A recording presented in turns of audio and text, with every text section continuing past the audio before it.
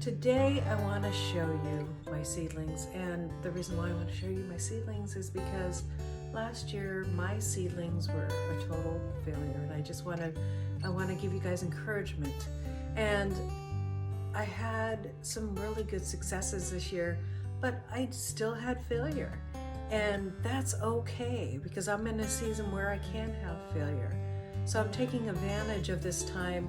As Jessica says from Roots and Refuge, I'm making my waiting room into a classroom before I plant my big garden.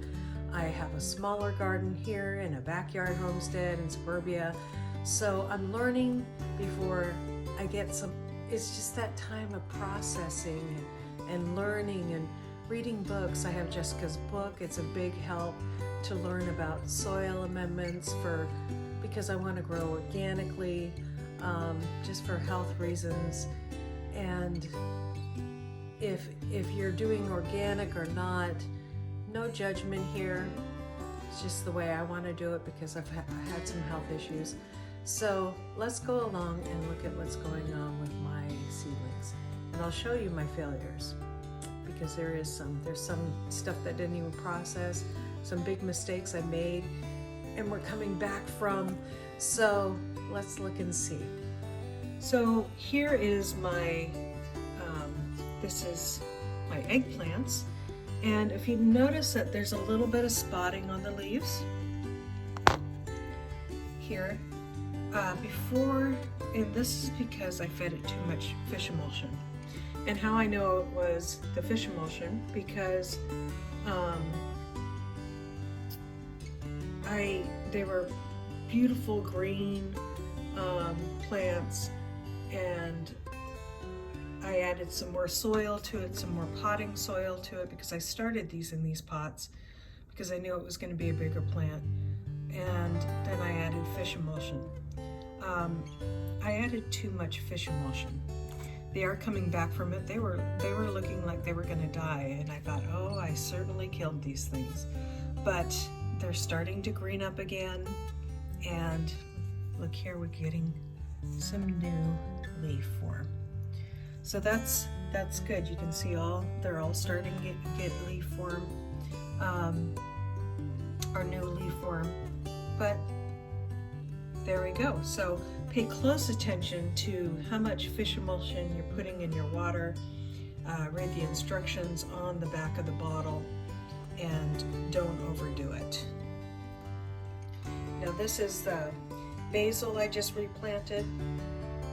I had in little starts, and this one's not thriving very well. We'll see how it goes, but you know, but this one's doing great. So, you know, when you up pot, and that's what I did with these, sometimes you just run into some issues. Now this, again, my pepper plant, I think these guys are just ready to go out. They're getting yellow on the bottom of their leaves, and they're just ready to go out. Now this is Chinese celery, and look how yellow that is. I didn't realize I put way too many of these plants in these, and put one plant in each pot, and they're already getting greener. These guys did great with the fish emulsion, that the same formula that I put over here, but they may have needed it a lot more. So, and then my tomato plants were really slow growing, and my teddy bear sunflowers were really slow growing, very slow growing. And then I put them in regular potting soil, because that was one of the things that I didn't see on any videos anywhere. And I was watching a newer video of Roots and Refuge, and she said that she started her seeds in potting soil. I started my seeds in seed starting mix, a really good seed starting mix.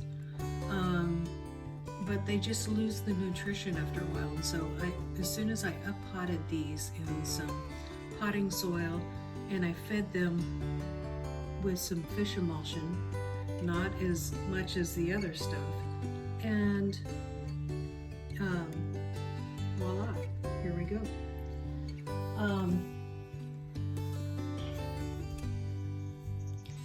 This is things that didn't take at all. This is Swiss chard. I had the hardest time with Swiss chard. Most people are like, that's great. A great white sunflower. Didn't even take. This was old seed from Burgerville. If you live in the Northwest, you know what Burgerville is. They hand out seeds to kids, which is awesome, but didn't even take. I up-potted all of these into potting soil, and some of them took and some of them didn't. Let's look. So this is a Cherokee, Purple Cherokee tomato plant. It's doing good, but it took a minute. It's still pretty slow growing, probably needs a feed, but I'm gonna be more careful with that this time. This one, it looks like it's done for. Yeah, it's just falling apart there. But the pepper plant's doing good right next to it. I can see some yellowing back there, but rosemary is coming up great. This Cherokee Purple is doing great. It needs some water, but it's doing good, and the other Cherokee Purple's doing good. So you can see how big those ones are, planted at the same time compared to this Cherokee Purple. So, you know, sometimes you get seeds that are great, sometimes you don't. Our zinnias are coming up here, and you know, it looks like the other ones, it looks like there's some duds in this tray. It happens. These zucchini are doing marvelous, but look back there, you know, well, it looks like everything's doing pretty good back there. But again, this is just what I've collected in the last couple days. I finally gave up on, but there's my failures. I probably had about 20 failures this year. Potted all of these into potting soil, and some of them took and some of them didn't. Let's look. So this is a Cherokee, Purple Cherokee tomato plant. It's doing good, but it took a minute. It's still pretty slow growing, probably needs a feed, but I'm gonna be more careful with that this time. This one, it looks like it's done for. Yeah, it's just falling apart there. But the pepper plant's doing good right next to it. I can see some yellowing back there, but rosemary is coming up great. This Cherokee Purple is doing great. It needs some water, but it's doing good, and the other Cherokee Purple's doing good. So you can see how big those ones are, planted at the same time compared to this Cherokee Purple. So, you know, sometimes you get seeds that are great, sometimes you don't. Our zinnias are coming up here, and you know, it looks like the other ones, it looks like there's some duds in this tray. It happens. These zucchini are doing marvelous, but look back there, you know, well, it looks like everything's doing pretty good back there. But again, this is just what I've collected in the last couple days. I finally gave up on, But there's my failures. I probably had about 20 failures this year. Last year I probably had more than 20 failures, probably 25 failures this year. Last year I had all failures. I went gung-ho last year. I was going to do this. I thought it was easy. It's not as hard as I'm making it out to be. It just takes a little knowledge. But they make it look so easy in the videos. Do your own homework. Read the packages. Learn. So all that to say, don't give up. Each failure that happens, learn from it. Learn from your failures. Your failures are just an opportunity for growth in your learning and in your gardening. So take the time to research why you failed, and next time could be a win for you. So take your time, really grab your knowledge, learn when your first frost dates are and your last frost dates are. Really read when you order seeds, what's on that package. Is it good for your area?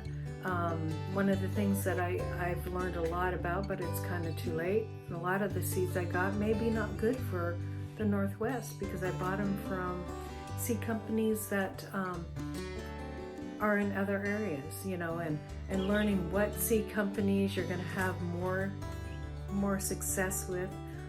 I've had a lot of success with Baker Creek, but yet I haven't put those seeds out in my garden yet. So that's where the real,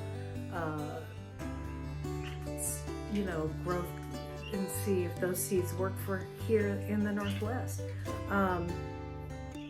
So excited, learning some great stuff, excited about what I've been able to achieve this year compared to last year. So learn from your failures.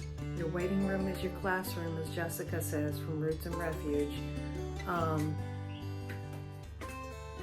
And just take your time. Do not be overwhelmed by loss. When you're nurturing a plant from a seed, it can be your baby and you could be really sad about it. But you got this. Take your time and realize that just because something died, it didn't mean that you didn't learn something. Okay?